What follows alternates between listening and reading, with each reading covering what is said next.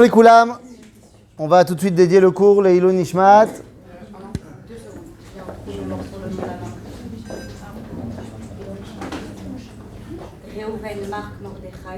Reuven, Marc Mordechai, Ben.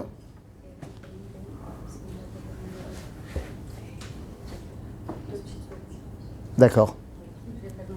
Ben, 2 petites secondes. Dès que tu sais, tu nous dis. Tov. Alors, les amis, on va parler un petit peu, évidemment, on n'a pas le choix. On va parler des jours qui s'annoncent devant nous et avec la complexité et la problématique de cette année par rapport aux jours qui s'annoncent devant nous. Yom HaAtzmaut, Akarev Uba, Yom HaZikaron. Et je vais commencer par une histoire qui m'est arrivée cette semaine, ce dimanche. J'étais en voiture avec quelqu'un que je connais depuis très longtemps, on étudie ensemble depuis très longtemps. Et il me dit, je crois cette année, je ne fais pas le Hallel, à Yom HaAtzmaut. Alors je lui dis, pourquoi pas? Il me dit, parce qu'il y a marqué dans la Gemara, dans Megillah, chose que vous savez très bien, que pourquoi on ne dit pas le Hallel à Purim? Eh bien, tout simplement parce que dans le Hallel, on dit Alléluia, Alléluia, Avdé, Hachem. On est les serviteurs de Dieu. Et à Purim, on était les serviteurs d'Achashverosh. On était les sujets d'Achashverosh. Même à la fin de la Megillah, Mordechai, il est que Gabriel Attal. Il est le premier ministre d'un roi des non-juifs. Donc, c'est pas lui le patron. En d'autres termes, vu que Achashverosh, c'est lui le patron, on ne peut pas dire le Hallel à Purim. Et il me dit, tu vois, aujourd'hui, on n'est pas les serviteurs d'Achashverosh, on est les serviteurs de Biden. On est les serviteurs des États-Unis, en fait, on fait tout ce qu'ils nous disent, et tu vois bien qu'on n'a pas d'indépendance. Et il y a des gens qui commencent à parler comme ça, qui disent, cette année, c'est compliqué de fêter Yom HaAtzmaut. Est-ce que Béhémet, on est indépendant? Est-ce que Béhémet, il y a une raison de fêter? Oui, madame? Je suis vraiment pas d'accord avec ce que vous dites. Parce que... Là, j'ai rien dit, j'ai juste raconté une histoire. Oui. J'ai encore rien dit. J'ai juste dit, voilà ce que la personne m'a dit. Opinion biblique. Vas-y, donne-nous une opinion biblique. Vous avez déjà donné une opinion politique. Non, j'ai pas donné d'opinion, j'ai raconté une histoire. Je pense que de moins donner d'armes pour... En fait, je soutiens l'État d'Israël. L'une raison pour laquelle je soutiens l'État d'Israël, c'est parce que les Juifs ont besoin d'un État qui leur défend, parce que dans n'importe quel pays, ils sont la minorité, et c'est pour ça qu'en fait, chaque fois, ils sont pris comme le mouton noir. Mais en fait, je ne pense pas que c'est la bonne solution de défendre l'État d'Israël, de donner l'arme. Oui, mais c'est pas la question. C'est pas la question. Je vous arrête tout de suite parce que c'est pas la question. La question, elle n'est pas de savoir est-ce que c'est bien ce qu'il fait Biden ou c'est pas bien ce qu'il fait Biden. C'est pas la question.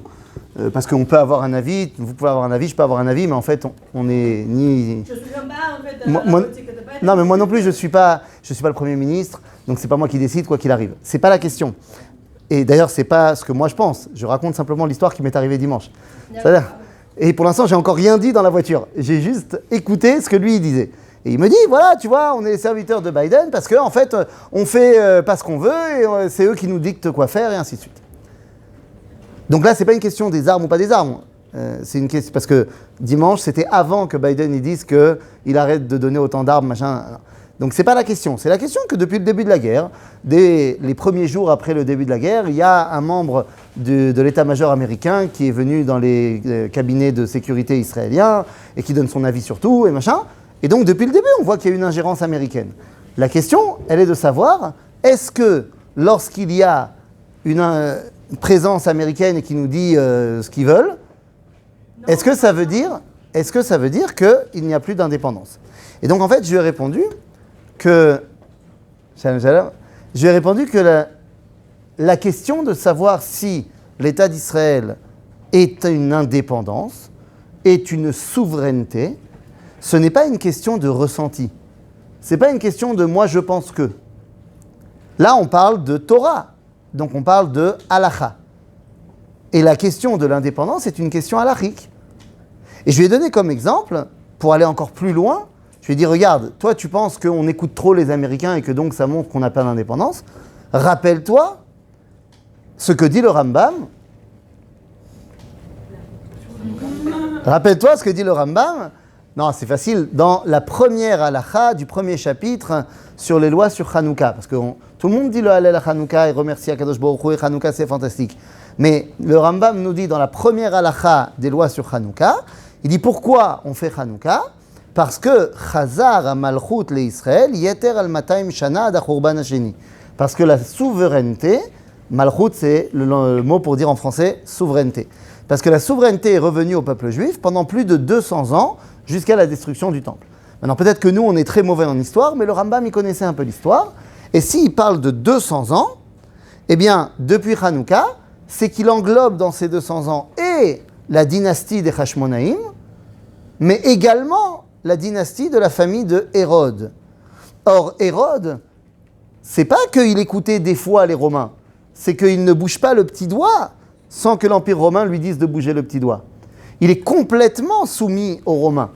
Et pourtant, halachiquement parlant, ça s'appelle quand même souveraineté. Et on fait encore Hanouka et on continue à dire le Hallel à Hanouka.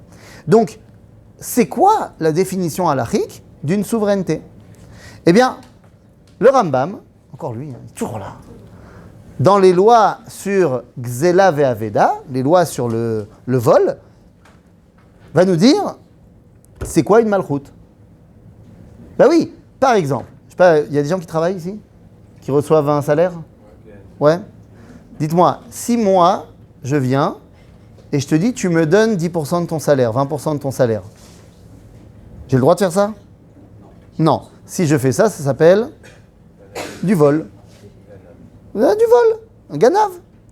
Ah, alors comment ça se fait que je paye mes impôts et que l'État, il vient, il me dit, je te prends trop d'argent? Hein, beaucoup trop. Comment ça se fait que c'est moutard? Si moi, je viens, je te prends de l'argent, c'est du vol. Comment ça se fait alors que l'État, il a le droit de me prendre de l'argent? Et que c'est pas du vol? Et que non seulement c'est pas du vol, mais que le Rav Ovadia Yosef, il écrit dans Sheilot Utshuvot Yabia Omer, que tu n'as pas le droit, c'est assourd de truander les impôts. C'est assourd. Din de Horaïta. Celui qui magouille sa feuille d'impôt, qui sache que c'est comme s'il mangeait du cochon. C'est assourd. En Israël et en France. C'est dingue. Mishum dina de malchuta dina. Et il y a des gens qui disent plus en France d'ailleurs qu'en Israël, parce qu'il y a des gens qui veulent dire que dina de malchuta dina, c'est pas en Israël, mais la halakha, c'est oui en Israël. Donc, Bekitsour, donc t'as pas le droit de truander tes impôts. Pourquoi?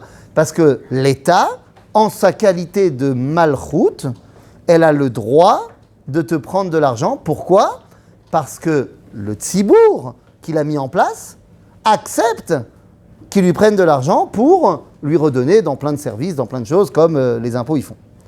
En d'autres termes, c'est quoi le premier critère d'une malchoute? C'est celui qui a le shilton sur la monnaie. Celui qui a le monopole sur la monnaie, c'est le premier critère de la malchoute. D'accord? Si demain, le shekel n'est plus la monnaie officielle en Israël, mais devient le dollar américain, et que ce que je reçois comme paye, c'est envoyé directement par la Banque fédérale américaine, alors on aura un grand problème de souveraineté. Mais ça donne deux. Pardon? Attends, 2 secondes. On n'est pas pressé. Non, parce que lui, il te dit à la base, mon copain, il te dit, je peux pas dire là, on n'est pas souverain. Et c'est pour ça qu'à Pourim, on le dit pas, c'est parce qu'on n'était pas souverain. Donc il veut remettre en cause la souveraineté de l'État d'Israël.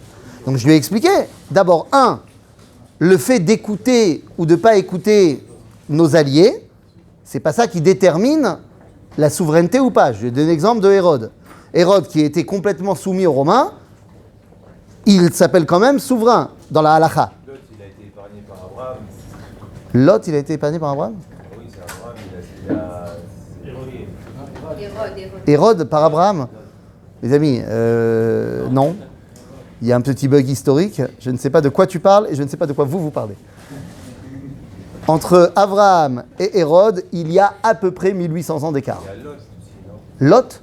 Ouais. Mais l'autre, c'est le neveu d'Abraham. Je ne sais pas de quoi tu parles. Oui, mais il y a une histoire où il l'a épargné parce que. Tu confonds avec Nimrod, je pense. Nimrod. Nimrod et Abraham, c'est ça que tu veux dire? Hérode, Nimrod. Tu confonds avec Nimrod. Peut-être, je sais pas. Bon, dès que tu sais de quoi tu veux me parler, on en parle. C'est-à-dire, là, c'est pas clair. Bekitsour, donc tout ça pour dire que la souveraineté, c'est quelque chose qui doit se vérifier au niveau halachique. D'accord? Donc le premier sujet, comment on sait qu'on est souverain? Si on a le monopole sur la monnaie, c'est bon. Deuxième critère, il y en a un deuxième, c'est est-ce que j'ai le droit d'aller dans la rue et je vois quelqu'un, sa tête ne me revient pas, alors je le tue. Est-ce que j'ai le droit de faire ça? Non, je n'ai pas le droit de faire ça. Un western, voilà, un bon vieux duel à l'ancienne, avec la musique. Est-ce que j'ai le droit de faire ça? Halachiquement parlant. Si je fais ça, je suis quoi? Un meurtrier, un rotzer. Ok. Alors comment ça se fait que quand on m'envoie à la guerre, comment ça se fait que nos soldats, quand ils tuent un terroriste, ils ne sont pas des meurtriers? Il y a des gens à La Haye qui essayent de dire que nos soldats, ce sont des meurtriers, alors que nos soldats sont les plus grands héros de l'histoire et les gens les plus moraux de la Terre. Comment ça se fait, moi, que si je vois quelqu'un tuer quelqu'un dans la rue, je dis que c'est un meurtrier, et quand je vois mes soldats tuer un terroriste, je ne dis pas que c'est des meurtriers? Comment ça se fait? Non, c'est pas que le monde est fou. C'est que mes soldats sont des envoyés de l'État, et l'État, il a le droit de tuer. Non. Bien sûr que oui. Il y a la loi. Mais oui, mais la loi, elle vient. Mais la loi, elle vient d'où? Qui a décrété les lois dans un pays? Ça dépend, il y a plusieurs sources. Il y a la nature. Par exemple, pourquoi en fait, c'est pas que entre les juifs que les gens se tuent pas. Pourquoi en fait dans le monde. Mais vous me parlez de la. Non, 2 secondes. Tu parles de la loi. La loi, c'est pas les lois de la nature.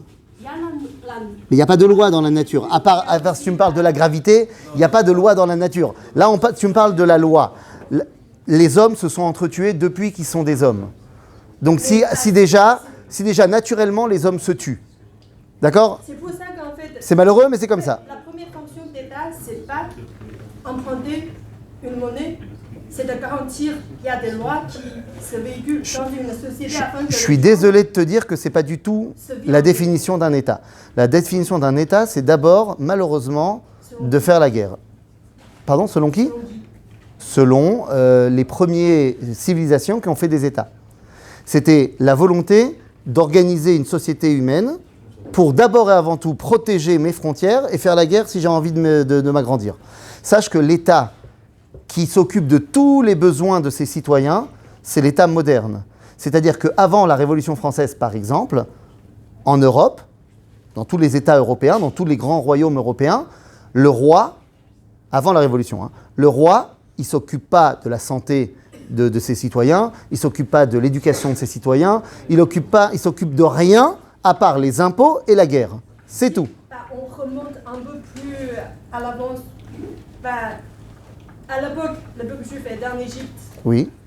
Et après, je ne sais pas si c'est Moshe, mais quelqu'un a dit que Dieu nous a dit de pouvoir nous faire sortir d'Égypte et après on a notre terre. Donc, il y a des gens, des Juifs, des Hébreux qui ont suivi, qui ont cru ça, sont sortis d'Égypte. C'était pas en fait pour c'est pour la liberté, c'est pas pour tuer les autres. Mais quel rapport? Ça n'a rien à voir. Donc, c'est non, mais... en fait un État. Je pense que quand tu as un peuple, tu as un État. Donc tu dois penser à l'extérieur. Je suis désolé de te remettre devant les faits historiques, mais la première chose... Excuse-moi, la première chose... Du peuple juif pour... Personne ne veut faire la guerre ou quoi que ce soit, c'est pas un idéal de vie. Mais sache quand même que la première décision que le peuple juif a prise lorsqu'il est sorti d'Égypte, la première action politique que le peuple juif a fait en sortant d'Égypte, non, d'accord, une fois qu'on est sorti d'Égypte, la première chose qu'on a décidé en tant que société souveraine, une fois qu'on est sorti d'Égypte, on fait ce qu'on veut, on n'est plus soumis à Pharaon, t'es d'accord avec moi? La première chose qu'on fait lorsqu'on sort d'Égypte, c'est la guerre. La première chose qu'on a fait, c'est la guerre contre Amalek. C'est la première chose qu'on fait. La première décision, je suis désolé, c'est le livre de Shemot, dans les faits historiques. Maintenant, c'est pas bien de faire la guerre. Personne ne veut faire la guerre. Bien sûr qu'on veut être en paix, mais c'est pas le débat. Le débat, il est de dire, qu'est-ce qui me donne à mes soldats la légitimité de faire la guerre? Parce que dans la vie de tous les jours, les citoyens, ils ne peuvent pas tuer leur prochain. Ils n'ont pas le droit. On est d'accord, la loi, elle ne le permet pas, ni la loi de la Torah, ni la loi de l'État. Maintenant, qu'est-ce qui donne la légitimité, qui permet à un soldat d'Israël de prendre son fusil et de tuer un terroriste s'il y a un terroriste? C'est parce qu'il est mandaté par l'État. Il n'est pas monsieur un tel, il est le bras armé de l'État. Et l'État, le souverain, il a le droit de décider que lui, il doit mourir. Par exemple, il y a des États où il y a ce qu'on appelle la peine de mort, où l'État, il peut décider d'ôter la vie à quelqu'un pour le bien de la société. D'accord? Je dis simplement que les deux critères qui sont dans la halakha pour déterminer si on est souverain ou pas, c'est si on a le monopole sur la monnaie et sur l'armée. En d'autres termes, tant que celui qui imprime les shekels, c'est la Banque d'Israël, et tant que celui qui nous envoie en milouim, c'est l'État d'Israël, eh bien, ça s'appelle une souveraineté. Le fait qu'on écoute ou on n'écoute pas nos alliés, ou que de mon point de vue, on écoute trop, ou que de son point de vue, on n'écoute pas assez, ça ne rentre pas dans la question de savoir si on est souverain ou pas. Souveraineté, malchut, ne veut pas dire autarcie. On ne vit pas fermé dans un monde, une bulle, et on n'écoute personne. Ça n'est pas vrai pour aucun pays. Même les États-Unis ne font pas ce qu'ils veulent dans le monde. Ils ont aussi des liens avec la Russie, avec la Chine, avec trucs, et ils doivent réfléchir à ce qu'ils vont faire là-bas. Est-ce que ça ne va pas avoir des répercussions là-bas?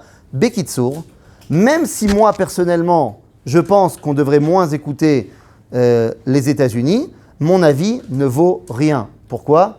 Parce que j'y connais rien. C'est-à-dire que moi, je sais quelles sont les pressions qu'on reçoit. Moi, je sais quels sont les tenants et les aboutissants de chaque décision. Non, j'en sais rien. Est-ce que moi, quand on a vécu le miracle extraordinaire des missiles iraniens qu'on a réussi à arrêter, miracle incroyable. Maintenant, moi, je me suis dit, le lendemain, ça y est, on est parti, on part en Iran, on va leur éclater la tête. Et on a eu une réponse extrêmement ciblée sur un truc. Moi, ça m'a saoulé. Mais en même temps, est-ce que je sais que peut-être il y a eu des choses qui ont dit, si jamais vous ne répondez pas trop là-bas, alors on vous laisse rentrer à Rafiar? J'en sais rien. Je ne sais pas comment ça se passe. Quelqu'un m'a dit un jour, et je trouve que c'est très vrai, il m'a dit au début de la guerre, il m'a dit, je pense qu'il faut rajouter une bracha. Bon, il a dit de manière humoristique, mais je pense qu'il faut rajouter une bracha dans les Birkot HaShachar le matin quand tu te lèves. Tu dois dire, Baruch ata Hashem Elokeinu melech haolam, shelo asani rosh memshala. Qui ne m'a pas fait de moi le Premier ministre. Vous savez comment ça doit être dur, d'être Premier ministre? Hein, tu dors pas, j'en sais rien, moi.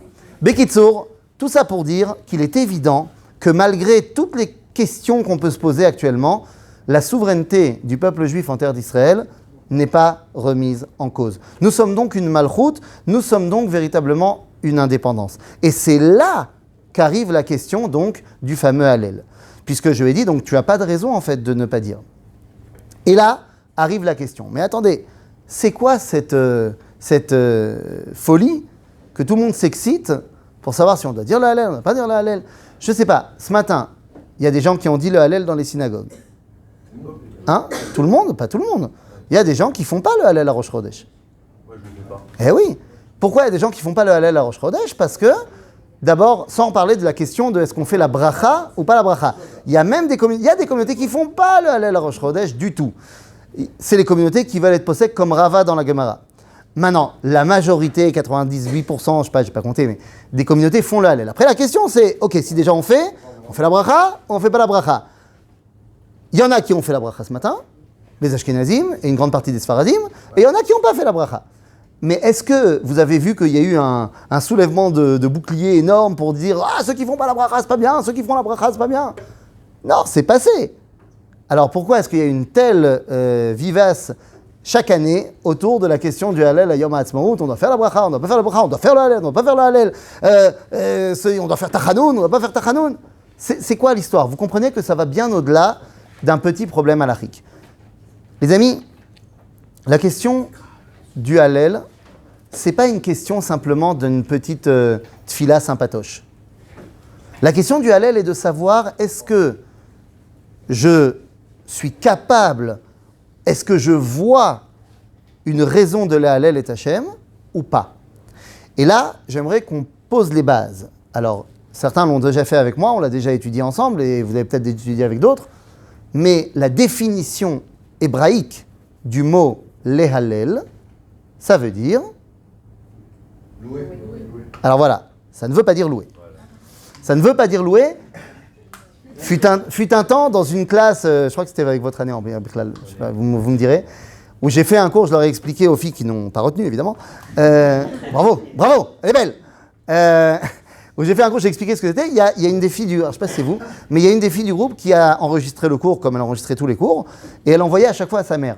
Et donc j'ai fait ce cours-là, j'ai expliqué ce que j'ai expliqué, et la mère a kiffé, et elle a montré ça, l'enregistrement, à son rave, qui n'était autre que le Rav Ron Chaya.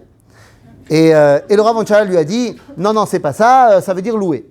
Donc la mère est revenue voir la fille, qui lui a dit le Rav Ron Chaya a dit « Non, ça veut dire louer ». Donc la fille est revenue me voir, elle a dit « Non, ça veut dire louer ». Alors j'ai réexpliqué, et il se trouve que quelques jours plus tard, par hasard, j'étais dans un mariage, et il y avait le Rav Ron Chaya. Alors j'ai été le voir, par hasard. Donc j'ai été le voir, j'ai dit « Kvod Harav, Shalom, voilà, j'ai une question ». Il y a une dame qui vous a envoyé un enregistrement, machin, elle dit « Ah oui, c'était moi le rabbin dans l'enregistrement ». Elle dit « Ah bon, d'accord ». Alors je lui dis « Je comprends pas. Pourquoi vous avez dit que ça veut dire louer ?» Alors que louer, c'est les Shabbat. Il y a des mots. D'ailleurs, on le dit dans la tfila de Shabbat. Les Shabbat, les Romem, les Gadel, les Chazek, il y a plein de mots. Alors on peut dire que c'est tous des synonymes. Mais on sait que la Torah, et même les tfilotes, c'est pas pour rien qu'on utilise un mot et pas un autre. Donc, s'il y a un mot qui dit le Shabbat, qui est un mot magnifique d'ailleurs, Shevach Lael, c'est extraordinaire. Donc, si on a un mot qui s'appelle Shevach, alors pourquoi est-ce qu'on doit dire que Hallel, c'est la même chose? C'est pas la même chose. Alors il m'a dit, Tov, faut que je réfléchisse. Et puis le Khatan, il est arrivé, donc on est parti, depuis on n'en a pas reparlé. Mais, faut que je réfléchisse. Parce que Bémet, qu'est-ce que ça veut dire? Les amis, on va faire de l'ulpan. Vous avez tous été à l'ulpan, c'est bon? Ouais? Yalla. Comment on dit en hébreu un livre? Ramadalet. Mais si je te dis Tavili Sefer Bevakasha, ça veut dire quoi? Passe-moi un livre, s'il te plaît. Quel livre? N'importe lequel. Si je veux un livre en particulier, je dois ajouter l'article défini, qui se dit en hébreu He Hayediah Ha Sefer. Tavili et Ha Sefer Bevakasha. Là, ça veut dire donne-moi ce livre-là. Comment est-ce qu'on écrit le He Hayediah? Alors voilà, on écrit Hey, Patar, et un point dans la lettre d'après. C'est comme ça qu'on écrit en hébreu dans la grammaire He Hayediah. Ce point-là, qui fait qu'on va dire la lettre plus pointée, Hatsefer, il n'y a que les vrais qui parlent comme ça, nous, les Français, mais normalement on dit Hatsefer. Maintenant, ce point ressemble à ce que nous on a en français, l'accent circonflexe. C'est quoi l'accent circonflexe? C'est quand il y avait une lettre et qui est tombée. Par exemple, vous avez hostel, qui est devenu hôtel. Hospital est devenu hôpital. D'accord? Donc le point, c'est une lettre qui était là et qui est tombée. Bon, c'était quoi la lettre? Désolé de faire de l'ulpan, mais comme ça vous comprendrez. C'est quoi la lettre? C'était un lamed. D'où on sait que l'article défini à l'origine, c'est hal et pas ha. Ben, c'est marqué dans la Torah. Quand les frères de Yosef voient Yosef arriver, ils disent « Ine ba'al hachalomot halazé » et pas « hazé ». Ou alors, quand nous, on allume les bougies de Hanouka, on dit « Anerot halalou » et pas « elou ». En hébreu moderne, on a changé. Mais normalement, c'est « al ». En arabe, c'est toujours « al », l'article défini. « Al-Quds », par exemple. Non, c'est pas une blague. La sainte. « Al-Quds ». C'est pas « Haquds ». Ok? Donc, à l'origine, l'article défini, c'est « al ». Maintenant, quand on veut faire une racine, un shoresh en hébreu, combien de lettres on a besoin? 3. Donc là, si je veux faire un shoresh de l'article défini, hal, ça deviendra halal ou hallel. Et l'infinitif deviendra les hallel. Donc ça veut dire quoi les hallel? Désigner, définir. Si c'est l'article défini d'origine, ça veut dire que les hallel veut dire définir, désigner. Et quand tu dis donc Alléluia, Ça veut dire quoi? Ça veut dire que tu désignes Dieu du doigt. Oh oh, c'est déjà une autre dimension donc de dire le Hallel. Le Hallel, c'est désigner Dieu, dire ça, c'est Dieu. C'est pas rien. La Gemara va nous dire dans le traité de Shabbat à quel point c'est pas rien, puisqu'elle va nous dire que Kol haomer Hallel bechol yom, arei ze mecharef ou megadef. Celui qui dit le Hallel tous les jours, c'est un blasphémateur. Ben oui, parce que tu peux pas tous les jours te balader, oh ça c'est Dieu, ça c'est Dieu, ça c'est Dieu. Non, c'est pas vrai. Tu vois un beau lever de soleil ou un beau coucher de soleil, tu dis le Hallel. Ça va pas ou quoi? C'est pas Dieu, c'est le soleil. Je sais que c'est Dieu qui a créé le soleil, mais ça, je peux pas pointer et dire c'est Dieu. Barour que non. Donc, pour dire le Hallel, il faut être dans une situation incroyable où je peux dire clairement, j'ai vu le dévoilement divin et je dis, oh pas, ça c'est Dieu. Et c'est pour ça que le Hallel originel, le premier Hallel de l'histoire, c'est quoi? C'est qui? C'est quand? C'est Shirat Hayam. Ce qu'on dit à Yashir Moshe, c'est le Hallel originel. C'est ce qui va servir de point de départ au Hallel. Et dans la Shira, qu'est-ce qu'on a dit? On a dit Zé Eli Ve'anveu. Mazé Zé Eli. Oh, ça, c'est mon Dieu. Parce que vous comprenez bien que dans le dévoilement divin de la mer Rouge, bah, c'était vraiment un dévoilement divin. C'est-à-dire, c'est pas shoot, c'est Dieu qui est là devant toi. D'accord? On a dit Zé. Et Rashi, il dit là-bas sur le mot Zé, c'est quelque chose que tu peux pointer du doigt. En d'autres termes, les filles, les garçons, les Hallel, c'est désigner Dieu. Donc tu ne peux pas dire ça n'importe comment. Quand on a fini de dire la Shira, les Nevi'im du peuple juif, c'est qui les Nevi'im du peuple juif? Moshe, Aaron, Myriam, les patrons. Ils ont rassemblé le peuple juif et ils ont dit « Dites à vos enfants de dire à leurs enfants », c'est marqué dans la Gemara, dans le traité de Psachim, à la page 117, vous direz à vos enfants, et ainsi de suite, que lorsqu'il leur arrivera ce qui nous est arrivé, Omrim Oto et Hallel al Geulatan. C'est-à-dire de la même façon qu'il nous est arrivé Geoula, alors, quand ils leur arriveront à eux Geoula, ils devront dire comme nous, ils devront dire le Hallel. En d'autres termes, quand est-ce qu'on dit le Hallel? Eh bien, nous dit la Psikta, le Midrash, qu'on ne dit le Hallel que lorsqu'il y a Mapala Shel Malchut, c'est-à-dire que les goyim qui nous dominaient ne nous dominent plus, et que maintenant on est indépendant. Quand on sort d'exil, qu'on devient indépendant, c'est la définition halachique de la sortie de l'exil, l'indépendance, alors on doit dire le Hallel. Quand on est sorti d'Égypte, eh bien on a dit le Hallel, la Shira, qui est devenue dans l'histoire le Hallel. C'est pour ça qu'on dit le Hallel à, juste 2 secondes, qu'on dit le Hallel à Pessah. Quand on est sorti, juste 2 secondes, quand on est sorti de la soumission des Grecs à Hanouka, qu'on s'est libéré des Grecs, eh bien, on dit le Hallel à Hanouka. Donc, quand on s'est libéré de la soumission des Goïm en créant l'indépendance de l'État d'Israël, eh bien, vous comprenez pourquoi on doit dire le Hallel à Yom HaAtzmaut. Et c'est la raison pour laquelle on ne dit pas le Hallel à Purim. Parce qu'à Purim, on est resté soumis au Goïm. Oui, madame. Alors, je défends mon argument.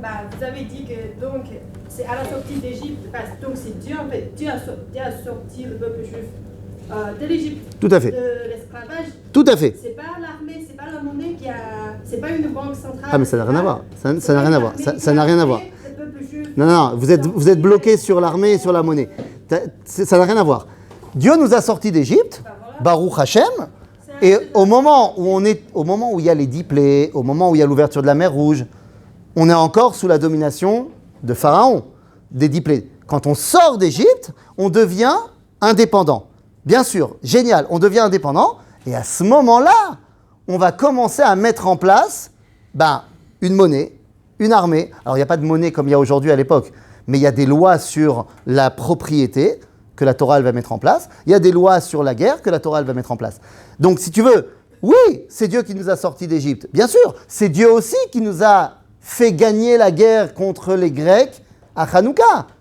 C'était une guerre, parce qu'il a bien fallu se sortir de l'emprise grecque. Les Égyptiens, il a bien fallu que Dieu il les tue dans la mer. Donc il y a eu aussi une guerre. Alors c'est pas nous qui l'avons faite, c'est Dieu qui l'a faite toute seule. Mais si tu veux, le fait de se débarrasser de l'emprise de celui qui nous oppresse, ça peut se faire soit dans des guerres, soit de manière diplomatique. Là, dans notre génération, on n'a pas fait la guerre pour déclarer l'indépendance. On a déclaré l'indépendance parce que le mandat britannique prenait fin et qu'on a décidé de déclarer l'indépendance. Le fait que les Arabes nous ont attaqués le 30 novembre après le vote des Nations Unies et que donc on a dû faire la guerre, on a dû faire la guerre parce qu'on était attaqués, on ne va pas se laisser tuer. Mais l'indépendance de l'État d'Israël, on ne l'a pas fait en combattant quelqu'un. Il y avait jusqu'au 14 mai 48, c'était les Anglais qui étaient les souverains en Israël. Ils sont partis et nous, on a déclaré notre indépendance. D'accord ? Oui, madame. Pourquoi on fait alors à Rosh Chodesh ? Il a fait, très bonne question. Pourquoi on fait alors à Rosh Chodesh ? Eh bien, alors, très bien, je réponds d'abord à Rosh Chodesh et ensuite à Sukkot.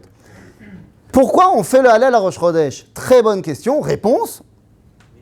On ne fait pas le Hallel à Rosh Chodesh. Non, je ne parle pas des 2% dont on a dit tout à l'heure. Moi, j'ai fait le Hallel ce matin à la synagogue, mais moi, je n'ai pas fait le Hallel ce matin à la synagogue. Parce qu'en fait, la Gemara, elle nous raconte que Rava, un des Amoraïm, il est arrivé en Eretz Israël, c'était Rosh Chodesh, il était à la synagogue, il a vu que les gens, ils ont lancé le Hallel. Il a voulu les arrêter. Il a dit, quoi ? On fait pas le Hallel à Rosh Chodesh, c'est quoi ça ? Et il a vu qu'ils sautent des paragraphes. D'accord ? À Rosh Chodesh, on saute des paragraphes. Et il a dit, ils sautent des paragraphes, c'est le Hallel. C'est Stam Minag. Il y a plein de fois, on fait ça à Pâques. Il a fait. Donc à chaque fois qu'on saute des paragraphes, c'est le Behemet Hallel. Et c'est pour ça qu'il y a plein de gens qui font pas la bracha sur le Hallel de Rosh Chodesh. Il y en a d'autres qui vont faire une bracha, mais différente. D'habitude, les Sfaradim, quand ils disent l'Igmor et Hallel, c'est le Hallel complet. L'Ikro et Hallel, c'est le Hallel moite-moite. Bon, les Ashkenazim, ils disent tout le temps l'Ikro, ils s'en fichent. Ça veut dire ? Donc, le Hallel à Rosh Chodesh n'est pas un Hallel, c'est un Minag. Et il est donc le Hallel tronqué. D'accord ? Pour ce qui est de Sukkot, mais enfin Sukkot, c'est Pessah, 3e épisode. Comme Shavuot, on dira aussi le Hallel, où c'est Pessah, le retour. Si je ne me trompe pas, et à Shavuot, et à Sukkot, tu dis quoi dans la Tfila, dans le Kiddush ? Zecher, l'Yetziat Mitzrayim. Donc ça veut dire que et Pessah, et Shavuot, et Sukkot sont la suite, si tu veux, directe de la sortie d'Égypte. D'accord ? On aurait dû dire aussi le Hallel à Rosh Hashanah et à Yom Kippour, parce que c'est aussi en souvenir de la sortie d'Égypte. La Gemara, elle dit, quand tu es en stress, tu ne peux pas dire le Hallel. Et comme à Rosh Hashanah, à Kippour, tu es en stress parce que Dieu il te juge, machin, alors tu ne dis pas le Hallel. Ok ? C'est la guerre. Pourquoi c'est la guerre ? C'est la guerre, c'est... Ah, c'est la guerre, genre c'est la guerre. C'est la guerre. Voilà. Parce que Dieu il me regarde et tout, machin, j'ai pas les nerfs. Donc, eh bien, vous comprenez maintenant que la question du Hallel à Yom HaAtzmaut est en fait une question très simple. Est-ce que je pense que ce qui s'est passé à Yom HaAtzmaut, c'est Yetzia mi'avdut lecherut, c'est la sortie de l'esclavage à l'indépendance, ou pas ? Certains vont dire, non mais attention, ok, on a créé l'État d'Israël sympathique, mais on va quand même pas faire le Hallel pour ça, parce que l'État qui a été créé, il n'est pas religieux. On entend ça. Mais le problème, c'est que, est-ce que ça a une légitimité halachique ? Ce qu'on a dit, c'est pas du ressenti, c'est de la halakha. Et la réponse est bien sûr que non. Vous savez pourquoi ? Parce qu'à Pessah, si je ne me trompe pas, on a dit le Hallel en sortant d'Égypte, et la situation des Bnei Israël en sortant d'Égypte était, comment vous dire à quel point on était pourris comparé à ce qu'on était quand on a créé l'État d'Israël ? Nous dit le Midrash et le livre de Yecheskel que quand on est sorti d'Égypte, on était Bemem Tet Sha'arei Touma. On était tous Ovdei Avodazara, Megalé Arayot, Shofrei Damim, on était idolâtres, on n'était pas bien du tout avec les relations hommes-femmes, on faisait n'importe quoi, les gars. Je vous rappelle qu'il n'a pas fallu super longtemps pour qu'on fasse un veau. Non, vous connaissez le veau d'or ? Vous avez entendu parler ? C'est pas la génération de ouf. En plus, ils avaient déjà reçu la Torah au moment où ils ont fait le veau d'or. C'est quand même bizarre, cette histoire. Donc tu vois que la génération qui sort d'Égypte, c'est pas ouf en termes de spiritualité. Bon, c'est pas vrai, ils étaient énormes, c'est parce qu'ils étaient énormes qu'ils ont tombé. Mais c'est quand même compliqué. La génération de Hanouka, je t'en parle même pas. La génération de Hanouka, la dimension spirituelle des Bnei Israël à l'époque de Hanouka, oi vavoy. Alors tu avais une génération qui était cool, mais dès la génération d'après, les Hashmonaïm, c'est pas les plus grandes tzadikim du monde. Et pourtant, personne ne remet en cause la légitimité. Parce que là, c'est la question de savoir si on est souverain ou pas, n'a rien à voir avec qui est à notre tête ou quelle est la situation spirituelle du peuple. Bien sûr qu'on veut que ceux qui soient à notre tête soient des gens Yirei Shamayim. Bien sûr qu'on veut que le peuple y grandisse et y devienne plus proche de Dieu. Mais c'est pas ça qui détermine si on est ou si on n'est pas. Lorsque les prophètes parlent du retour du peuple juif en terre d'Israël, donc pendant 2000 ans on est parti en exil. Quand les prophètes dans le Tanakh parlent du retour des Bnei Israël, ils disent quoi? Ils parlent du Messie? C'est-à-dire de Lionel? Du Mashiach? Alors, ils parlent de quelque chose de très concret. Ils disent, viendra un temps où les terres d'Israël, les montagnes d'Israël, donneront leurs fruits, les arbres d'Israël donneront leurs fruits, et chacun pourra y planter sa vigne, et chacun pourra y planter son figuier. Le Rav Tzvi disait, il n'y a pas marqué, chacun pourra construire sa yeshiva. Non, il est pour, lui, il est Rosh Yeshiva. Mais, c'est pas ça qui détermine est-ce que le peuple juif est revenu sur sa terre ou pas. Bon, d'accord. Donc c'est important, mais attendez. C'est important. Comme tu as dit, moi je me parle à moi, comme tu as dit que c'était de la halakha, j'aimerais bien savoir, les halakha, c'est pas moi qui le détermine, c'est les rabbins. C'est les rabbins de chaque génération qui déterminent quelle est la halakha. Donc est-ce que, al-pi halakha, il faut dire le Hallel à Yom HaAtzmaut? Et là, vous allez me dire, ne criez pas. Qui a le droit de décider de la halakha? Et je vous donne un exemple. Je viens d'une ville qui s'appelle Metz, en Moselle, en France. Ok? Là-bas, il y a un grand rabbin de Metz et de la Moselle. Il se trouve que c'est mon oncle. Eh bien, il est le Maradéatra de Metz. Ça veut dire quoi? Ça veut dire que s'il y a une question de halakha, à qui on doit la poser? À lui. C'est tout, c'est lui qui décide.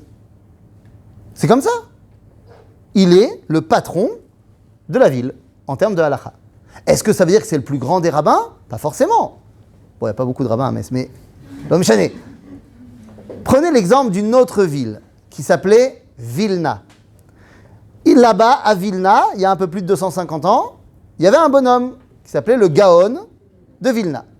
Bon, mon oncle me pardonnera, mais il était plus grand que mon oncle. C'est-à-dire, mais le Gaon de Vilna n'était pas le rabbin de Vilna. C'était pas lui le rav de la ville. Si bien que son élève, Rabbi Chaim de Volojine, raconte une histoire qu'un jour il y a une femme. Hein? De quoi? Vas-y, dis. T'as dit un truc. Si, t'as dit un truc. Je te jure, t'as dit un truc. Même toi, tu sais pas. Son élève, Rabbi Chaim de Volojine, il raconte une histoire. Il dit qu'il s'est passé un truc à Vilna. Il y a une dame, pauvre, qui a acheté un poulet. Elle a fait la shrita du poulet. Elle n'était pas sereine sur sa shrita. Oui, parce qu'à l'époque, pour se marier, une femme, elle savait shriter un poulet, plumer un poulet. Ma femme, elle a grandi dans une école un petit peu à l'ancienne, et en Angleterre, et au bac,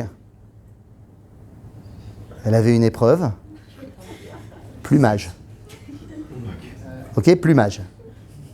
Ma femme ne sait pas plumer un poulet, d'accord? Mais elle avait une épreuve plumage. C'était parce que tu comprends, sinon comment tu vas te marier? Alors elle a essayé d'expliquer à ses profs qu'il y avait des magasins. Mais le prof avait une barbe comme ça et il semble-t-il, il n'entendait pas. Donc il a dit, il va plumer. Bon. Elle n'était pas sereine sur son plumage, sur sa shrita. Elle est partie avec son poulet et elle l'a amené au rabbin de Vilna. Et le rabbin, il a regardé, il a dit, kasher. Bon, très bien.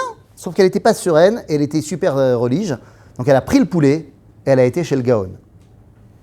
Elle a été chez le Gaon de Vilna, elle lui a montré le poulet, et le Gaon, il a regardé, il a dit Taref, pas kasher.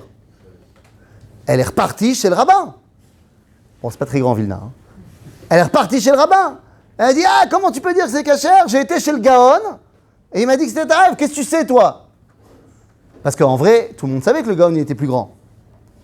Le rabbin, il a dit, je ne savais pas que tu avais été chez le Gaon, ça se fait pas. Tu m'as demandé, pourquoi tu m'as demandé, machin. Je vais aller voir le Gaon. Je vais lui demander qu'il m'explique pourquoi. Donc, il a été chez le Gaon, il a dit, voilà, il y a une dame qui est venue me demander le poulet, j'ai dit c'est cachère, elle vous a dit, elle n'est pas cachère, qu'est-ce qu'on fait? Il a dit, ah bon? Comment? Qu'est-ce que j'apprends? Comme ça, il a dit. Elle a dit, rappelle la dame. Et donc, il a été rechercher la dame avec le poulet. Et ils sont revenus chez le Gaon ensemble. Et le Gaon de Vilna a dit, moi, je pense que ce poulet, il est taref. Mais le rave de la ville, il a dit, il est cachère. Donc, il est cachère, tu vas le cuisiner et on va le manger tous les trois. Alors que moi, je pense que c'est taref. Mais c'est le rave de la ville qui a dit, donc, on va le manger ensemble. Elle a cuisiné et la légende raconte que à la fin de la cuisson, elle a fait tomber par inadvertance un verre de lait dedans et donc, plus personne ne peut le manger. Belle histoire chassidique. C'est-à-dire, belle histoire chassidique. J'ai entendu un humoriste américain qui a raconté une histoire chassidique, là, il n'y a pas longtemps. Il a dit, il y a un juif qui vient voir le Rebbe et il lui dit, Rabbi, c'est pas ce qui m'est arrivé. Truc de ouf. Je sais pas quoi faire. Il dit quoi? Il dit, mon fils, il est devenu chrétien. Et là, le Rav, il lui dit, chut, tu sais pas ce qui m'est arrivé. Mon fils aussi, il est devenu chrétien. Il dit, c'est pas possible. Il faut qu'on prie Dieu. Et ils prient Dieu tous les deux. Et Dieu, il leur dit, chut, vous savez pas ce qui m'est arrivé. Mais Kitsour, le Rav de la ville, c'est le Maradéatra. Ok, Besséder. Qui est le Maradéatra en Eretz Israël? Qui est le décisionnaire en Eretz Israël? Qui? J'ai pas compris. Le Ravlo. Ah, aujourd'hui tu parles. Oui, d'accord. On revient, on dit plus. Alors c'est pas que lui, c'est pas vrai. Mais on va dire de manière plus générale, c'est le grand rabbinat d'Israël. Le grand rabbinat d'Israël, à Rabbanut Arashit l'Israël, c'est elle qui est le décisionnaire en Israël. Est-ce que ça veut dire que c'est les plus grands rabbins? Peut-être oui, peut-être non, mais c'est pas le débat. Maintenant, je dis le grand rabbinat d'Israël, j'ai pas dit les grands rabbins d'Israël. Parce qu'il y a une différence entre le grand rabbin d'Israël, ou les deux, parce qu'il y en a un Ashkenaz et un Séfarade, et il y a le rabbinat d'Israël, c'est un conseil fait de rabbins. Il y a les deux grands rabbins d'Israël, mais il y en a d'autres également, qui font partie de ce qu'on appelle Moetzet HaRabbanut Arashit l'Israël. C'est un conseil de plusieurs rabbins. D'accord? Et dès qu'il y a une décision à prendre, la Moetzet HaRabbanut se réunit, on vote, et à la majorité, comme à l'époque du Sanhedrin, c'est ça, la halacha. Eh bien, lorsqu'est arrivé Yom HaAtzmaut, c'est-à-dire lorsqu'on a déclaré l'indépendance de l'État d'Israël, alors, sur le moment, ils n'ont pas pu se réunir, mais l'année suivante, les deux grands rabbins d'Israël, le Rav Herzog pour les Ashkenazim, le Rav Ben Sion Meir Chayuziel pour les Sfaradim, ils se sont réunis, ils ont réuni le tout début de le grand rabbinat d'Israël, de l'État d'Israël, et ils ont dit, est-ce qu'on doit dire le Hallel ou pas? Ils ont dit, on doit dire le Hallel. Mais, ils ont dit sans bracha. Pourquoi? Parce qu'ils ont dit, on ne sait pas encore comment on va l'instituer ce Hallel, donc pour l'instant on le fait en mode minag, et on verra. Mais plus tard, beaucoup plus tard, 20 ans plus tard, va arriver un autre grand rabbin d'Israël, avec un autre conseil de la Rabbanut Arashit l'Israël, qui est présidé par le Rav Shlomo Goren. Le Rav Goren, le Rav avec le chauffard, eh bien, il est lui le grand rabbin d'Israël Ashkenaz, le grand rabbin d'Israël Séfarade, c'est le Rav Ovadia Yosef. Et lui, il décide qu'il faut réunir Moetzet HaRabbanut Arashit pour redéfinir clairement la situation. Et ils vont mettre en place donc ce vote, et tout le monde sait ce que le Rav Goren il va décider. Parce que tout le monde connaît son point de vue, lui il veut faire le Hallel avec bracha, et il veut même le faire le soir. Le Rav Ovadia Yosef n'est pas d'accord avec lui. Parce que lui, il dit que le soir il ne faut pas faire, et que le matin il faut faire mais sans bracha. Et donc le Rav Ovadia décide de ne pas venir au vote. Et vu que le Rav Ovadia n'est pas là, le Rav Goren fait ce qu'il veut dans la Moetzet HaRabbanut. Il y a plein de gens qui ne sont pas d'accord avec lui, mais personne n'ose s'opposer au Rav Goren. Et donc finalement le vote passe à l'unanimité. Et quand on lui dira, oui mais le Rav Ovadia il n'est pas d'accord, tu le sais. Il a dit Nachon, il n'est pas venu. Donc Michelo ba ou lo minaminyan. C'est-à-dire qu'il ne rentre pas dans le décompte, il n'est pas venu, tant pis pour lui. S'il était venu, il aurait certainement réussi à convaincre plein de gens de voter comme lui, et peut-être que ça ne serait pas passé. Et on sait c'est quoi les arguments du Rav Ovadia? Oui, bien sûr, il y a plusieurs arguments. Alors, pour ce qui est de bracha ou pas bracha le matin, parce qu'il est d'accord qu'il faut dire le matin, mais sans bracha. Alors lui, le problème de la bracha ou pas bracha, c'est qu'il pense qu'au niveau du minag, il fait partie de ceux qui, par exemple, ne vont pas faire la bracha à Rosh Chodesh, par exemple. Donc au niveau du minag, il dit qu'il ne faut pas faire. Et le Rav Goren dit oui, mais c'est pas un minag, c'est midin qu'on fait. Et lui, il n'est pas d'accord avec ça, par exemple. Pour ce qui est du soir, il n'est pas d'accord Bichlal qu'il faut dire le soir. Mais le Rav Goren, il dit qu'il faut dire le soir aussi, comme à Pessah. Sauf qu'il y a des communautés qui ne disent pas non plus à Pessah, le soir. Bon, le fait est que tant que le Rav Goren était vivant, c'est comme ça que ça se passait et puis c'est tout.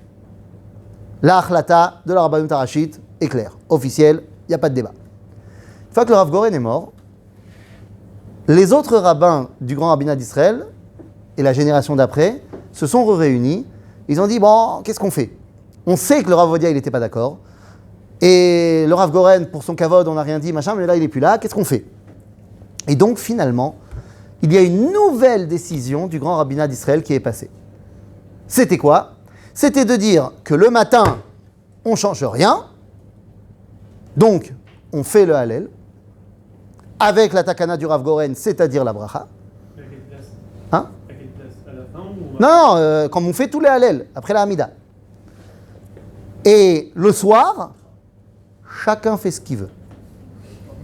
En fait, ils n'ont pas dit comme ça, ils ont dit chacun fait comme ça les communautés ont toujours fait. Et donc le din aujourd'hui pour le soir, c'est par exemple, chaque rabbin dans sa communauté décide de ce qu'il a envie de faire. Par exemple, il y a le grand minyan de Yom HaAtzmaut le soir de Yom HaAtzmaut au Kotel. Et comme le Maradatra de ce minyan-là, c'est le Rav Cherki, et que le Rav Cherki, lui, pense qu'il faut faire la bracha le soir, eh bien, on fait la bracha le soir là-bas dans ce minyan-là. Hein? Chaque communauté fait ce qu'elle veut en fait. Nachon. Le soir, chaque communauté fait ce qu'elle veut. Mais le matin, il faut faire. Il y a encore des gens qui disent « Ok, il faut faire, mais on ne fait pas la bracha ». Bien que ça ne soit pas l'avis du Rav Goren, et donc ce ne soit pas l'avis de la Achlata du grand rabbinat d'Israël, il y a des grands rabbins qui ont dit qu'il ne fallait pas faire la bracha parce qu'ils ont un problème de minagim ou pas de minagim. Mon avis, mais il ne veut pas dire grand-chose parce que je suis un tout petit, mais mon avis, c'est qu'il faut garder la décision, qui pour l'instant n'a pas changé, du grand rabbinat d'Israël. Parce que le Maradé Atra, c'est le grand rabbinat d'Israël, même si toi tu penses autrement. Parce que la souveraineté au niveau de la halacha, elle est très importante aussi. Sinon c'est la jungle, sinon c'est le Far West. À tel point qu'il y a une année, avant que je devienne le rabbin de ma communauté, il y avait un autre rabbin. Et il y a un soir où je n'ai pas été à la tfila du Kotel, enfin une année, et le rabbin il a dit de ne pas faire le Hallel à Yom HaAtzmaut le soir. Et je me suis excité, je lui ai dit, bah, t'as pas raison, machin, nanana. Le lendemain, j'ai vu le Rav Cherki, je lui ai raconté, je pensais devenir un héros. Il dit, regarde, j'ai été pour ton avis, il m'a dit, tu es un choté, tu es un fou, tu es un idiot. Et en plus, tu as transgressé la halakha. Je dis, comment ça? Mais vous pensez qu'il faut faire le halal? Oui, bien sûr. Mais la halakha, c'est que dans chaque communauté, le rabbin, il décide. Donc dans ta communauté où tu étais, le rabbin, il a décidé, toi, tu t'es excité, mais de quel droit? Le rabbin, il a décidé. Alors évidemment, c'est pas bien qu'on ait plein de rabbins de communauté. Il faudrait qu'on ait un Sanhédrin qui décide de toute la halakha pour tout le peuple juif. Ça c'est l'idéal. Mais pour l'instant, on fait avec ce qu'on a. Mais qu'est-ce que ça veut dire en fait? En fait, qu'est-ce que ça veut dire les Hallel ou pas les Hallel? C'est est-ce que je reconnais que Zé Eli Ve'anveu ou pas? En fait, qu'est-ce que je fête à Yom HaAtzmaut? On a dit, je fête le retour de l'indépendance. Zé Yafé. Seulement, venez, on donne un autre nom au retour de l'indépendance. C'est bien beau de parler de souveraineté. Mais en langage juif, ça veut dire quoi? En langage juif, le retour de l'indépendance après 2000 ans d'exil, ça s'appelle Yemot HaMashiach. L'exil, en langage juif, s'appelle... Comment ça s'appelle? Alors, Galout, non, je vais utiliser un autre terme. Olam Hazeh. Ce monde. Pourquoi? Parce que le Talmud, quand il écrit, il est en Galout. Donc, il dit Olam Hazeh, c'est la Galout.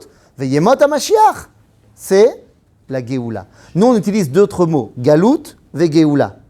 Quand on sort d'Égypte, avant, en Égypte, on était en Galout. Olam Hazeh. Quand on sort d'Égypte, on est en Géoula.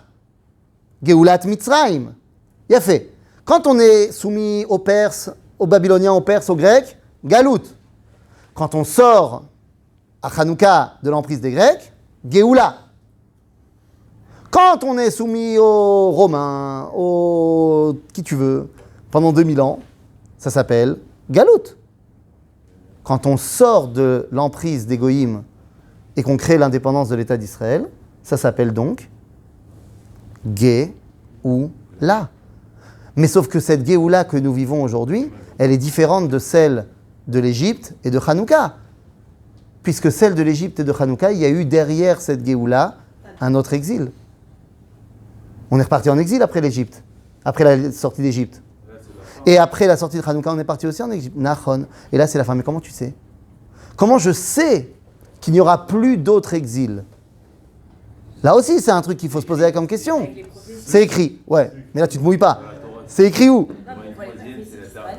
D'accord, mais est-ce qu'il n'y a pas une prophétie qui me dit il y aura un autre exil, on verra. Comment on sait que c'est la fin? Eh bien, c'est marqué dans le livre de... l'optimisme, c'est très bien. Mais moi, je veux de la certitude. C'est marqué dans le livre de Echa. Echa, c'est les lamentations qu'on lit à Tisha B'Av. Il y a marqué là-bas Tam avoner bat Tzion. Ta faute est terminée, fille de Sion. Lo sif od leagloter. Je ne continuerai pas à t'envoyer en exil. Pakad alaïr bat Edom, gila al chatotaïr. Rashi nous dit là-bas que lorsque tu reviens de Galout Edom, donc de l'exil de Edom, des Romains, donc de l'Empire occidental, donc nous maintenant, Ein Galout acharea. Ein, vinu, temi. Donc il n'y a plus de Galout prévu. Ce qui veut dire que notre Géoula que nous vivons, c'est la Géoula finale. En gros, ce que je suis en train d'essayer de vous dire, c'est que ce qu'on fait à Yom HaAtzmaut n'est pas seulement le remerciement de Dieu qui nous a sauvés des armes qui nous ont attaqués. C'est pas seulement le retour de la souveraineté du peuple juif, c'est la Géoula. Alors, c'est pas la fin de la Géoula. La Géoula, c'est un long processus. Rappelez-vous que quand on est sorti d'Égypte, on n'a pas eu le Beth Amikdash tout de suite. Il a fallu attendre 480 ans entre la sortie d'Égypte et la construction du Beth Amikdash. Bezrat Hashem, là, on va attendre beaucoup moins. Mais, bien sûr qu'il y a encore des étapes dans la Géoula, le Beth Amikdash, Mashiach, ce que vous voulez. Mais c'est le point de départ de la Géoula. Et celui qui ne voit pas cela, c'est comme quelqu'un qui voit les miracles de la sortie d'Égypte et qui décide de rester en Égypte. Qui voit les miracles devant lui et qui disent « Ah, c'est pas des vrais miracles ». Oui, parce qu'il y a un des avis qui dit pourquoi on ne dit pas le Hallel, parce que c'est pas un miracle pump it up. Seulement celui qui n'a pas vu que le 6 Nissan cette année, il y a presque un mois, il y a eu un miracle pump it up, il n'a pas de lunettes. 330 missiles balistiques qui sont tirés de l'Iran et ils sont tous arrêtés dans le ciel. Non mais vous êtes des grands malades. Non, c'est la technologie. Mais t'as pas compris, et j'ai pas compris moi non plus. Dieu, il est pas là dans l'histoire. Quoi? Kadosh Baruch Hu, non? Vous connaissez pas? Vous n'avez pas entendu parler? Et Azma qui a la technologie derrière. Est-ce que vous croyez que les Bnei Israël, quand on est sorti d'Égypte et que la mer s'est ouverte, ils étaient en mode oh! Venez, on se pose la question 2 secondes. Si nous, on avait été là-bas, et que la mer, elle s'ouvre comme le Midrash, il dit qu'elle s'ouvre, on est ouf ou on n'est pas ouf? Ouais, on est ouf. Mais les Bnei Israël qui sont devant la mer, ils sont ouf ou pas? Alors, pas du tout. Moi, je sais que les Bnei Israël, bon, c'est des Juifs, donc je les connais, ils n'étaient pas du tout en mode ouf. C'est pas moi qui le dis, c'est le Midrash. La mer s'est ouverte, truc de ouf. Et Moshe, il leur dit, Kumu, Ivrou. Et alors, on y va. Qu'est-ce qu'ils ont répondu? Non. Il y a plein de boue. C'est tout mouillé par terre. Attends, j'ai acheté les nouvelles chaussures du Nil, attends, un truc de ouf. Ça va pas ou quoi? Moi, je viens pas, là. Oh, hey, tu m'assèches tout ça, sinon je viens pas. Bon, ok. Expecto patronium, voilà. Assèche-toi, la mer. Et la mer, boum, s'achèche, il n'y a plus rien. Il n'y a rien, tout sec. Et donc là, il leur dit, bon, Kumu, Ivrou. Et là, l'administrateur, c'est bon. Ah ouais, mais c'est pas très plat. Il y a plein de cailloux. Moi, j'ai une nouvelle trottinette. Non. Bon, alors Moshe, il dit, bon, ok, aplatis-toi. Aplatis. Donc c'est bon, on peut y aller. Kumu, Ivrou. Ah, bah, il fait chaud. On va avoir soif. Et j'ai goûté, elle est super salée. Taf, nous, il y a la fontaine d'eau douce, Pepsi, Coca, tout ça, machin, Ice Tea, Fuse Tea, on est parti. Hein, comme disent tous les jeunes, dans chaque colo. Et Moshe, il a tapé sur le rocher, et il a sorti du Coca-Cola. Alors, c'est une nouvelle version des événements. Mais, dans les colos, très souvent, on apprend des choses, des chidushim extraordinaires. Par exemple, moi, j'ai appris que sur le mont Sinaï, le prophète Jérémie dit au peuple réuni, O Adele, Rikiki Kitumba, Masa Maasa, O Adel Baloua Baloué, Veyesh Omrim, Pamaim Baloua Baloué. Alors moi j'ai lu le livre de Jérémie, a priori c'est pas marqué là-bas, mais on sait jamais. Bekitso, tout ça pour dire que il a dit Kumu Ivrou. Et ils ont dit bouteille d'eau, machin, nanana. Une fois qu'il leur a donné une bouteille d'eau, ils ont dit non, on va avoir faim. Il a sorti des arbres fruitiers, des trucs, machin, un truc de fou dans le Midrash. Donc moi je sais que les Juifs là-bas, ils n'ont pas du tout été en mode ouf. Nous on aurait été là-bas à la folie. Maintenant tu prends un Juif de là-bas, tu le mets aujourd'hui, et il voit des boules de feu qui arrivent dans le ciel et qui sont arrêtées dans le ciel, qui explosent dans le ciel. Lui, il va être en mode. Oh. Et toi, tu viens et tu dis non, mais c'est pas ça, c'est pas Dieu. T'as rien compris ou quoi? Si là-bas c'était Dieu, là aussi c'est Dieu. Quoi, Kadosh Baruch Hu, il n'utilise pas des envoyés? Nahon, Kippat Barzel, la technologie, mais tout ça, c'est la main de Dieu. Sinon, on n'a rien compris. Rabotai, c'est de ça qu'on parle. Est-ce que je vois le miracle et le dévoilement divin ou est-ce que je ne le vois pas? Maintenant, que les choses soient bien claires. Quand est-ce que c'est plus grand de voir le dévoilement divin? Quand il ouvre la mer ou quand tout se passe selon la nature? Tout se passe selon la nature. Parce que c'est beaucoup plus difficile de voir la main de Dieu. S'il ouvre la mer, c'est fastoche. Mais si je vois la main de Dieu quand il y a des miracles cachés dans la nature, là, je vois vraiment donc la main de Dieu. Donc vous comprenez que toute la question de Yom HaAtzmaut ou pas Yom HaAtzmaut, de fêter ou pas fêter, c'est une question de est-ce que je suis capable de voir Yad Hashem Ba'Historia? Est-ce que je vois la main de Dieu dans tout ce qui nous arrive? Rabotai, si on n'arrive pas à voir la main de Dieu depuis 7 mois, alors les amis, changez de lunettes. Bémet, il y a plein d'opticiens, si tu veux, on peut appeler Laurent Lévy, il va peut-être vous faire un prix, je ne sais pas, mais... Il nous arrive des miracles extraordinaires. Maintenant, évidemment qu'on a des drames depuis 7 mois. Et ce qui s'est passé le 7 octobre, c'est un drame, c'est une claque incroyable. Mais je tiens à vous rappeler quand même une chose très importante. D'abord, en Égypte, il y a eu aussi des drames. À l'époque des Grecs, il y en a eu aussi. Et toutes les histoires des pogroms. Ce matin, j'étais à Yad Vashem. Et la première chose que je leur ai dit, au groupe qui était avec moi, je leur ai dit, les amis, que les choses soient bien claires. Vous bannissez de votre langage qu'il y a eu la Shoah le 7 octobre. C'est une petite Shoah. C'est la Shoah du 7 octobre. Soit tu ne sais pas ce qui s'est passé le 7 octobre, soit tu ne sais pas ce qui s'est passé dans la Shoah. C'est un des deux. Parce que ça n'a rien à voir. Que tu me dises que c'est un pogrom, que tu me dises que les Arabes du Hamas, ils se sont comportés comme des nazis, tout ça, je veux bien. Mais la Shoah, c'est le moment où il y a le 7 octobre, et puis il y a le 8 octobre, et puis il y a le 9 octobre, et puis il y a le 10 octobre, et puis il y a le 11 octobre. C'est vrai qu'on s'est fait attaquer le 7 octobre à Simchat Torah, et on s'est pris une méga claque.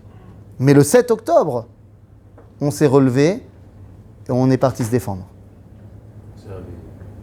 Parce que tu ne peux pas comparer un peuple qui est en exil, et qui vit au bon gré ou au mauvais gré des goïms, et un peuple qui est souverain sur sa terre, et qui des fois se fait attaquer, et qui des fois fait des erreurs, et qui des fois peut-être ne fait pas assez dans sa tête pour réfléchir de qui sont nos ennemis, mais qui, lorsqu'il est attaqué, il sait se réunir, il sait retrouver son unité, il sait retrouver sa force, il sait retrouver sa résilience, et il sait dévoiler un peuple extraordinaire. Parce que plus que tout, et on va commémorer cela dimanche, lundi et mardi, plus que tout, depuis 7 mois, c'est redévoiler à nos yeux la fantastiquitude, oui, ça ne se dit pas, du Ham Israël. Et donc je me dis que Kadosh Baruch Hu, il a pas mal choisi son peuple. Et je me dis que finalement, Nachon, on passe par des moments difficiles, mais tous ces moments, ils font que la Géoula, elle continue à avancer, à avancer, à avancer. Et si je vous dis que Bezrat Hashem, non seulement, bon, on va la gagner cette guerre, c'est évident, mais au-delà de ça, que oui, on va revoir des villes juives dans la bande de Gaza, que oui, on va revoir la paix dans toute la région, et que oui, on va voir le Beth Amikdash Bimkomo. Alors vous allez me dire Amen, mais peut-être que quelque part, vous allez vous dire, ouais, bon, c'est le rabbin, il est obligé de parler comme ça, mais bon, en vrai, c'est pas demain, quoi. Je voudrais simplement vous rappeler, je termine par ça, je voudrais simplement vous rappeler que si on avait dit, en janvier 1945, à ma mamie, lorsqu'elle est en train d'être en pyjama avec des chaussures en bois, en marchant dans la neige pendant 5 jours, oui, c'est mamie Sabine. Si on lui avait dit, pendant qu'elle fait les marches de la mort, pour partir de Auschwitz jusqu'en Allemagne, et que par milliers, les Juifs y meurent, si on lui avait dit, hé, mamie, tu sais, dans 3 ans, il y aura un pays pour les Juifs. Elle dit, nah, t'es marrant, toi, hein. Et si on lui avait dit, non mais, mamie, regarde, pas dans 3 ans, dans 22 ans, les Juifs, ils retourneront à Jérusalem. Et ils pourront aller prier au Kotel. Je dis, non mais attends, si je te disais que dans 50 ans, les Juifs, ils auront battu toutes les armées arabes qui sont autour d'eux. Je dis, allez, ça va, c'est bon, il dit bien combien ? Si je t'avais dit que dans 50 ans à peu près, quand il y a des méchants qui s'attaquent à des Juifs dans le monde entier, il y a l'armée d'Israël qui va aller envoyer des gens jusqu'en Ouganda pour aller sauver un avion qui a été capturé. Tu dirais l'armée des Juifs. Et si on l'avait dit, non mais mamie, tu te rends pas compte, dans 70 ans, le pays des Juifs, là, que je te dis, il sera parmi les 10 plus grandes puissances mondiales économiques et militaires. Elle dit, oui, mondial. Et mamie, dans 80 ans, le PIB des Israéliens aura dépassé celui des Français, des Allemands, sera parmi le top du top.